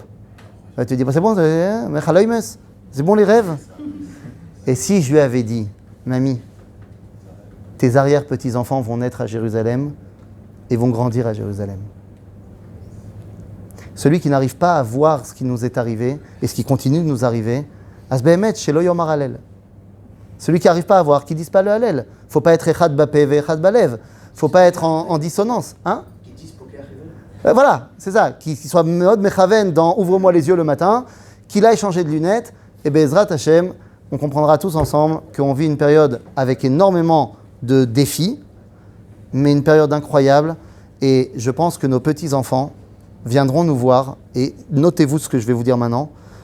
Je ne prophétise pas, mais je pense que ça va se réaliser. Nos petits-enfants, quand ils iront au Beth Amikdash, machin normal, genre normal quoi, ils viendront nous voir et disent, papy, mamie, t'as vécu le fameux 7 octobre, t'étais là. Mais attends, c'est pas possible. Comment vous avez fait ? Il y avait des guerres internes entre les Juifs, vous vous tapiez dessus et tout, machin, vous étiez jamais d'accord, et puis ils sont venus vous attaquer au nord, au sud, à l'est, à l'ouest, machin. Comment t'as fait ? Vous étiez ouf ! Vous étiez des géants ! Et là, tu leur diras, oh oui, je me rappelle, c'était fantastique. Oui, tu avais une question ? Une question, et j'aimerais partager mon opinion. Ma mère n'est pas juive, donc d'origine je ne suis pas juive, mais j'ai commencé à étudier la Torah et c'est pour ça, pour bien comprendre la Torah, donc j'ai commencé à observer les mitzvot. Donc pour moi, en fait, j'aimerais vous aborder l'aspect que, en fait, je ne suis pas tout à fait d'accord avec cet aspect qu'en fait, les Juifs ont toujours sous l'emprise des Goïm. Parce qu'en fait, à l'époque biblique, hébraïque, il n'y avait pas la démocratie. Et ça veut dire quoi, Am Israël? C'est le peuple d'Israël, mais si en fait un rave, je ne sais pas quand la Messie arrive, s'il n'a pas compris qu'est-ce que ça veut dire en fait d'avoir le peuple, qu'est-ce qu'il doit faire pour son peuple, comment il peut faire pour son peuple, de comprendre la souveraineté et comment protéger le peuple, comment s'organiser la société afin que tout d'abord il y a la paix à l'intérieur, après à l'extérieur, tout ça, si juste avec la Torah et avec l'histoire du peuple juif, on ne va pas y arriver. Donc je pense qu'en fait, par exemple, c'est en vue de l'esclavage, le peuple juif a pu trouver la liberté. Donc parfois il y a des obstacles et je pense que Dieu met des obstacles là afin que tout le monde, le peuple juif, le juif et le non-juif, puissent surmonter ces obstacles-là et pouvoir en fait avancer. Amen. Parce que on est tous des êtres humains, donc en fait, Amen. tout ensemble on a l'humanité. Amen. Et s'il n'y a pas en fait la France, il n'y a pas la Renaissance et tout, il n'y aura pas cette ampleur. Donc en fait, pour moi, c'est pas que, en fait, parfois je trouve que en fait, c'est un peu trop défensif de se enfermer avec une barrière, en fait les autres sont mauvais. Ah non, il ne s'agit pas d'être mauvais. On peut être... tu sais, non mais l'emprise des goïms peut être sympathique. C'est pas la question. Les goïms, lorsque une nation est souveraine d'une autre nation, ça ne veut pas dire qu'elle est méchante avec elle. Moi, quand je veux l'indépendance du peuple juif, c'est pas parce que forcément les goïms sont pas gentils avec moi. C'est parce que j'ai envie que lui soit libre et que moi je sois libre aussi. C'est tout. Mais l'emprise, quand même, d'avoir une influence sur un État. Et l'indépendance, c'est pas sous l'emprise d'autres civilisations, d'autres cultures, d'autres sociétés. Oui, l'indépendance, c'est l'indépendance. Tout à fait. Tu as raison. Et après, j'ai une question. Pourquoi en fait c'est le matin qui compte, pas le soir? Parce que le jour commence le soir. C'est le début qui compte. Ah, et donc le soir, c'est le début normalement. Oui. Oui. Donc pourquoi en fait c'est pas le soir? Alors, tu parles du Hallel, comme on a dit. D'abord, on a dit qu'il y a des gens qui disent qu'il faut dire le Hallel le soir. Et pourquoi ils le disent? Eh bien, ils disent parce que le miracle a eu lieu le soir. Parce que l'indépendance de l'État d'Israël, bien qu'elle ait été proclamée la journée, ça a commencé à être effectif que le soir à minuit. Donc c'est pour ça qu'ils disent le Hallel le soir. Et d'autres qui disent qu'il faut dire le Hallel le matin, c'est parce qu'en fait, la proclamation, elle a eu lieu la journée. Donc c'est en fait au moment de la proclamation. Donc, en fait, c'est le jour, c'est le lendemain et le jour. À ce moment-là, c'est le lendemain. Oui. J'ai une question. Oui. Est-ce que c'est pas un petit peu quand même difficile de dire qu'indéniablement on voit bien qu'il y a une grosse partie du discours religieux qui ne dit pas le Masnaud ou qui ne le dit pas avec Bara? Est-ce que c'est quand même pas difficile de dire que tous ces gens-là, finalement, ils ne voient pas l'amour de Dieu dans l'histoire? D'abord, je réduis ton grand nombre parce qu'on a dit Imbracha, Blibracha, c'est déjà moins une question, quoi. Tu dis, il y a une grande partie du monde religieux qui ne dit pas le Hallel. Mais ils ont tort. Okay. Non, mais ils ont tort parce que... D'abord, ils ont tort parce qu'ils ne respectent pas le grand rabbinat d'Israël qui a dit qu'il fallait le dire. C'est un psak halacha. Ça, c'est la première chose. Et deuxièmement, bien sûr que c'est ça que ça veut dire. Ne croyez pas que la halacha n'a pas de lien avec la hashkafa. Ça, c'est une grande erreur de certains milieux de faire une séparation entre la halacha et la hashkafa. Genre, j'ai un rabbin pour la halacha et j'ai un autre rabbin pour la hashkafa, pour la façon de voir le monde. C'est absurde. Mon rav, c'est celui qui m'enseigne la Torah. La Torah, elle n'est pas dissociée entre la halacha de ce que je dois faire et la hashkafa de comment je dois penser le monde. C'est la même Torah. C'est vrai que dans le Talmud de Babylone, il y a une séparation nette entre la Haggadah, hashkafa, et la halacha. Mais dans le Talmud de Jérusalem, il n'y a pas cette différence. Et cette différence est due au fait de l'exil. Il faut arrêter avec ces différences-là. Donc quand tu dis « je prends une décision halachique », ça veut dire quelque chose au niveau de ma vision du monde. quand tu viens et que tu dis que à Yom Ha'atzmaut, il faut dire Tachanoun, ou alors même lorsque tu vas au Shtibler de Mea She'arim de la Eda Haredit, où on va faire Anenu, et on va lire Vayechal ou Mincha de Yom Ha'atzmaut. Non, mais tu comprends que ça, ce n'est pas seulement une décision halachique chez eux, ça reflète une idéologie. Bien sûr, ça reflète une idéologie. Donc, de dire, moi, je dis pas le Hallel, ça reflète une idéologie. Même si après cette idéologie, tu vas l'expliquer avec des halachot. Parce que je ne suis pas en train de te dire, ceux qui disent ça, ils se sont réveillés un matin et ils ont sorti de leur chapeau un truc. Non, ils vont aussi t'amener plein de sources. Mais bien sûr que ça reflète une idéologie. La halacha reflète ce que tu penses. C'est obligé. Je suis d'accord, ça veut dire. Je suis d'accord que ça reflète une Donc oui, c'est un problème, parce qu'on a dit, le Hallel, c'est dire, ça, c'est Dieu. Si tu dis, je dis pas, c'est que tu dis, là, il n'y avait pas. Est-ce qu'on peut dire là il y avait Dieu, mais quand même je dis pas le Hallel parce que je considère que c'est. Bien sûr qu'il y a Dieu. Parce que Je ne savais pas que c'était toi qui considérais et qui devais décider la halakha. Okay. Non, tu comprends? C'est pas moi, c'est pas un ressenti. Eux aussi ils ont des rabbinim, des poskim. Ah, ça, alors demande-leur. Alors demande-leur. Mais le plus important. C'est très joli. C'est-à-dire demain je vais écouter un rave de notre obédience. Eh ben dis-lui. Demande-lui comment. Pourquoi tu ne sauras pas? D'abord, tu peux lui demander d'abord quels sont ses arguments, tu m'appelles et on en discute. Mais la question n'est pas là. Moi, je te les ai ramenés plus ou moins ces arguments déjà. Maintenant, Chutz Mizeh, comment il s'arrange avec le fait que le Maradéatra, il a décidé qu'il fallait. C'est quelque chose qu'on a oublié, hein, mais c'est quand même très important. Maradéatra, c'est important. Donc, agave, entre parenthèses, la majorité du peuple juif, il dit le Hallel Yom Ha'atzmaut. Si je compte et ceux qui font la bracha et ceux qui font pas la bracha, la majorité ils le disent. Donc malasot, il y a des gens qui, ça, ils disent pas encore, Bezrat Hashem, ils diront. Ceux qui le disent pas, ils le disent en vérité. C'est juste parce que les Gdolim, Ça va. ils le disent dans le cœur. Non, Inechiname, Bezrat Hashem. Il y aura de moins en moins qui diront pas. Ça va. Il y a deux décisions comme ça qui ont été prises à l'échelle du clan et du 48 à part. Il y a un livre qui s'appelle Les protocoles du grand rabbinat d'Israël, qui est sorti pour les 70 ans de l'État d'Israël, avec toutes les décisions depuis sa création jusqu'à aujourd'hui, pavé 4 volumes. Les décisions du grand rabbinat d'Israël. Il y en a plein. Il y en a qui font plus polémique, il y en a qui font moins polémique. Oui. Des fois, on dit on peut pas choisir vu qu'il n'y a pas de Gdolim dans la génération. C'est n'importe quoi. Non, il n'y a pas de Sanhédrin, ça veut dire qu'il n'y a pas un corps décisionnaire pour tout le peuple juif. Le Sanhédrin, une fois qu'il décide, tout le monde dans le peuple juif doit faire pareil. C'est-à-dire, mais il n'y a pas de Sanhédrin aujourd'hui pour tout Am Israël. Donc il y a le Beddin de l'endroit. Ben c'est pas bien. Si tu veux que je te dise. C'est pas bien. C'est pas bien. Point. Il y a un grand principe dans la halakha qui s'appelle l'otid godedu. Tu ne dois pas faire concurrence toranique. C'est-à-dire, il y a un rabbin, c'est lui qui est le décisionnaire parce que c'est lui qui a été choisi par le Tzibour pour être le décisionnaire. Tu viens pas à côté dire moi je me sépare, je fais mon autre synagogue et je décide ce que je veux. Non, les deux ils n'avaient pas raison. Les deux ils étaient Torah. Les deux ils étaient Torah. Mais halakha, Kebet Hillel. Non, mais au moment où ils se disputaient, la voix est sortie du ciel et a dit Elu ve'elu divrei Elohim chaim, aval halakha Kebet Hillel.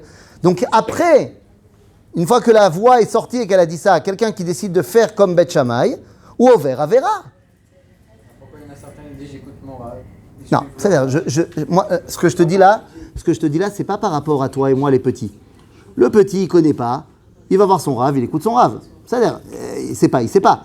La question, elle est sur les rabbinim. Alors tu me diras, le rabbin il est petit aussi, il écoute son rave. C'est-à-dire, donc on rejette la balle jusqu'à celui qui sait. D'accord ? Je viens pas du tout en guerre contre celui qui, voilà, moi je connais pas, j'ai demandé à mon rave il m'a dit, c'est Gamour. Si ton rave il t'a dit ce restaurant-là il est cachère et que finalement il se trouve qu'il est pas cachère, c'est pas toi qui as fait une faute. Toi tu as écouté le rabbin. C'est pour ça que tu peux aller manger dans n'importe quel restaurant qui a une théoda de cacheroute du grand rabbinat d'Israël. Le Rav Amar il t'a dit c'est cachère à Jérusalem et toi tu dis non mais même s'il se trouve qu'après on a vu que c'était pas cachère, c'est pas de ta faute, c'est la faute du Rav. Donc c'est pas le problème pour celui qui a dit moi je pense j'ai écouté mon Rav, pas de problème. Celui qui sait, qui veut être rabbin, il doit étudier. Donc il doit se poser ces questions-là. C'est-à-dire maintenant, pourquoi il n'écoute pas? C'est pas nouveau, hein? C'est pas nouveau. Oui? J'ai une question un peu brûlante. Alors, donc, toutes les lois, toutes les règles sont faites par les raves, Oui. hommes. Oui. Et ils ne sont pas faits comme les femmes. Donc, et c'est pas quelle est en fait la meilleure règle pour les femmes. Mais tu sais que tous les rabbins, ils ont une maman. Et ils ont aussi une femme. Et ils ont aussi des filles. Donc c'est vrai qu'un homme, c'est pas une femme, et une femme, c'est pas un homme. Mais quand on prend une décision halachique, j'ai pas besoin d'être une femme pour prendre une décision qui va toucher aussi les femmes. D'autre part, aujourd'hui, dans les débats halachiques, une femme qui a un avis et qui veut dire quelque chose parce qu'elle est érudite, elle peut tout à fait aller voir le Rav et lui expliquer, il va prendre en compte son avis. Il n'y a pas de raison qu'on ne prenne pas en compte un avis d'une femme parce que c'est une femme. Tous les avis, à partir du moment où ils sont basés sur de la Torah et sur une transmission, ils peuvent être légitimes. Après, celui qui est posek halacha, c'est le rabbin de la communauté. C'est possible un jour, les rabbinites, les femmes, des rabbes peuvent aussi avoir le droit de légiférer. Si demain, le public, le tzibour, il décide que le rabbin, c'est une rabbine, on en parlera. C'est ça, mais ce n'est pas encore le cas. Et dans les communautés où c'est le cas, le problème, c'est que ces rabbines ne s'inscrivent pas dans la transmission du judaïsme. C'est-à-dire que lorsque tu vois le mouvement libéral en France, en Amérique, même en Israël un petit peu, lorsque tu vois des rabbins femmes qui viennent et qui parlent sur toutes les ondes, machin, lorsqu'ils viennent te dire que, ok, les rabbins, ils ont dit à l'époque que c'était interdit de prendre la voiture Shabbat, machin, nous on pense qu'il n'y a pas de problème, et voilà, et c'est pas très grave ce qu'ils ont dit avant, le monde a évolué, à partir de là, tu te coupes de la transmission de la tradition juive. Et donc tu n'es plus légitime, que tu sois un homme ou une femme, c'est pas le débat. Donc si tu veux, tant que tu te coupes de la tradition d'Israël, on s'en fiche de ce que tu dis. Si demain, il y a un public qui est orthodoxe, qui suit toutes les lois de la tradition juive, et qui décide qu'ils vont mettre à leur tête une rabbine qui connaît la halakha, qui décide, on verra ce que ça vaut. Il y a eu des fois dans l'histoire, c'était très rare, mais il y a eu des fois dans l'histoire où il y avait des femmes qui étaient des guides au niveau de la spiritualité et de la Torah. On a eu Brouria, on a eu Yalta, on a eu Dvorah Nevia. Donc ça a déjà arrivé, peut-être que ça réarrivera, j'en sais rien, mais dans tous les cas, il faudra qu'elles s'inscrivent dans la transmission de la tradition et de la halakha. Sinon, ça ne marche pas. Voilà. Oui. Et du coup, à la question du coup, ouais. peut-on fêter Yom HaAtzmaut cette année? Ça veut dire odioter? Je pense que odioter, veilloter. Et je vais te dire mieux que ça. Maintenant, je sors de la Torah, d'accord? Odioter pour deux raisons. Un, pour tous les soldats qui sont tombés. Qui sont tombés pour que toi, tu fêtes. Et deux, pour tous nos ennemis qui verraient une non-fête de notre souveraineté comme une faiblesse. Il faut montrer que Am Israël, il est fort et qu'il est bien à la maison et qu'il a prévu d'aller nulle part. Donc oui, plus que jamais, dans toutes les raisons halachiques qu'on a données, mais aussi au niveau de ce que ça représente pour le monde, c'est fondamental. Je pense que c'est sa kamana.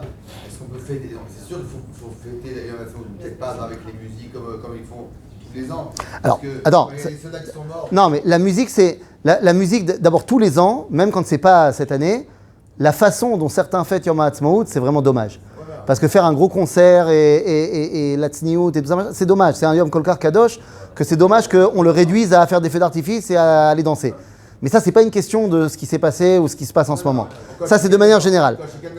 Non, alors, Kol Sheken maintenant, non, mes problèmes que j'ai avec la tzniout et le zilzoul, c'est toujours vrai. C'est pas maintenant. Mais est-ce que faire une fête avec Nagid, on fait un truc avec la musique comme il faut, avec une séparation comme il faut, machin? Je pense que Aderaba, Nachon, bien sûr que c'est dur. Mais attendez, on a l'air d'oublier qu'on a eu d'autres années où il y a eu des moments difficiles. Les soldats qui sont tombés cette année, c'est malheureusement pas les premiers soldats qui sont tombés. Alors, on vit quelque chose de très difficile. Zénachon. Mais est-ce que ça veut dire qu'on ne peut pas remercier pour ce qu'il y a à remercier tout en pleurant sur ce qu'il y a à pleurer? Rappelle-toi, enfin t'étais pas là, enfin on s'en rappelle pas très bien toi et moi, mais rappelle-toi quand on était l'année d'après la sortie d'Égypte, où on fête Pessah pour la première fois, qu'on est sorti d'Égypte, et qu'on se rappelle des 80% des peuples juifs qui est mort en Égypte. Alors quoi, on fête pas Pessah? On fête Pessah. Il y a toujours cette dualité du maror et de la matzah. Et c'est pour ça que cette année, Yom HaZikaron va être beaucoup plus dur que les autres années. Oui, mais Et j'espère que Yom HaAtzmaut sera encore plus fort que les autres années. Et il faut donner à Yom HaZikaron toute sa force et tout son moment de recueillement pour justement prendre la pleine mesure de ce qu'ils nous ont donné. Et en cela, on peut réaliser quelque chose de bien. Reconnaissant d'être en vie, reconnaissant d'avoir un pays, reconnaissance d'avoir une armée, reconnaissant d'avoir un ciment au niveau du peuple juif. Il y a beaucoup de choses à être reconnaissant. Et il y a aussi beaucoup de choses à corriger. Et Bezrat Hashem, on corrige. Nachon. Chazak Baruch.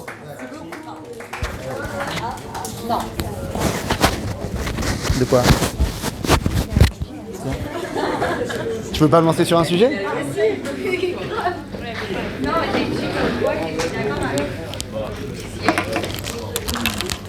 Chazak.